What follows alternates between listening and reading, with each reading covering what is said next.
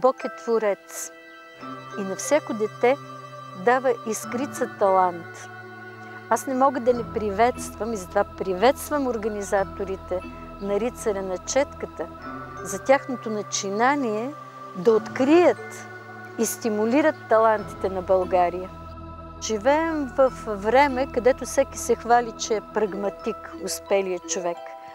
А няма по-голямо щастие от това да бъдеш погален от съдбата, да се занимаваш с изкуство, да можеш да отразиш това, което виждаш. Затова аз не мога да не приветствам наистина тази инициатива, прекрасна инициатива. Да се извадят хората на изкуството, да бъдат показани на света и най-вече да бъдат привлечени децата към тази идея.